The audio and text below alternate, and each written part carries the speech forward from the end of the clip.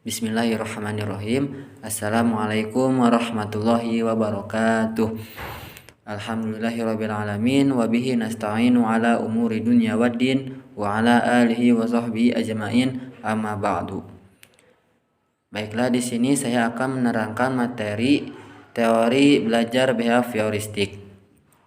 Video ini dibuat untuk memenuhi tugas UTS SBM yang dosennya diampu oleh Bapak Muhammad Hijrah M. Sawai, MPD. Baiklah, langsung saja kepada materi, yaitu teori belajar behavioristik. Nah, menurut Robert tahun 2014, behavioristik memandang bahwa belajar merupakan perubahan tingkah laku sebagai akibat dari adanya interaksi antara stimulus dan respon. Sehingga dapat kita pahami bahwa belajar merupakan bentuk dari suatu perubahan yang dialami peserta didik dalam hal kemampuannya untuk bertingkah laku dengan cara yang baru sebagai hasil interaksi antara stimulus dan respon. Apa itu stimulus dan respon? Nah, menurut Thorndike, stimulus adalah apa yang merangsang terjadinya kegiatan belajar yang dilakukan oleh seorang pendidik atau seorang guru, seperti pikiran, perasaan, atau hal-hal lain yang dapat ditangkap melalui alat indera. Nah, selanjutnya adalah respon adalah reaksi yang dimunculkan peserta didik ketika belajar, yang dapat pula berupa pikiran, perasaan, gerakan, dan lain-lain. Jadi perubahan tingkah laku akibat kegiatan belajar dapat berwujud konkret, yaitu yang dapat diamati, atau tidak konkret, yaitu yang tidak dapat diamati. Sebagai contoh adalah seorang murid atau peserta didik dapat dikatakan berhasil dalam belajar jika memenuhi atau jika menghasilkan respon yang diinginkan oleh seorang guru. Atau contoh lain, misalkan seorang murid dikatakan berhasil atau dikatakan bisa membaca jika murid tersebut dapat membuktikan bahwa dia bisa membaca. Lalu yang selanjutnya adalah prinsip teori behavioristik. Nah, teori belajar behavioristik ini menekankan pada perubahan perilaku peserta didik. Artinya intinya mementingkan atau mengutamakan mengenai perilaku peserta didik terhadap lingkungannya. Namun, penerapan teori tersebut dalam pembelajaran harus mengacu pada prinsip yang ada.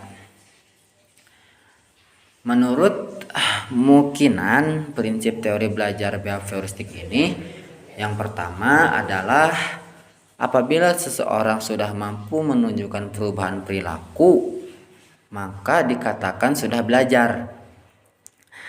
Artinya kegiatan belajar yang tidak membawa perubahan perilaku terhadap murid tidak dianggap belajar menurut teori ini. Artinya seorang murid dikatakan berhasil dalam pembelajarannya jika murid tersebut mempunyai atau menunjukkan hasil atau respon yang diinginkan oleh seorang guru.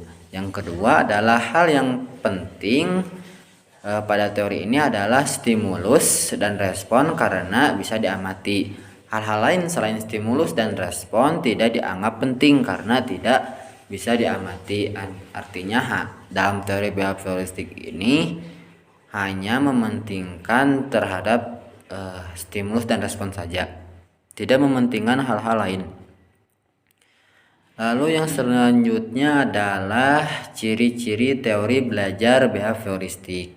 Ciri-ciri belajar behavioristik ini ada beberapa. Yang pertama adalah mengutamakan pengaruh lingkungan.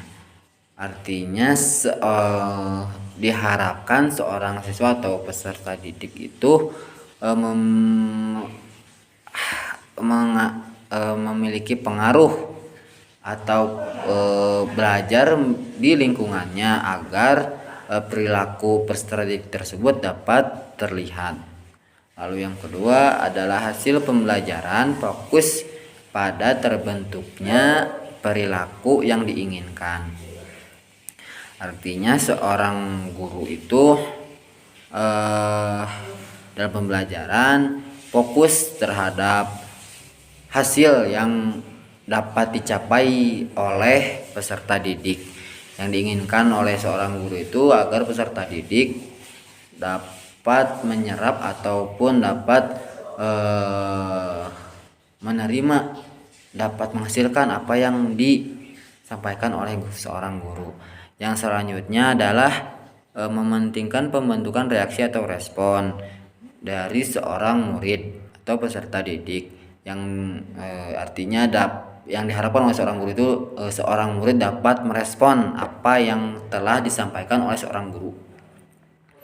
Lalu yang selanjutnya yang keempat bersifat mekanistis atau dilakukan dengan mekanisme tertentu, misalkan melalui pembelajaran langsung di lapangan ataupun mengenai latihan-latihan atau contoh-contoh yang dapat diberikan, yang dapat diterima oleh seorang murid.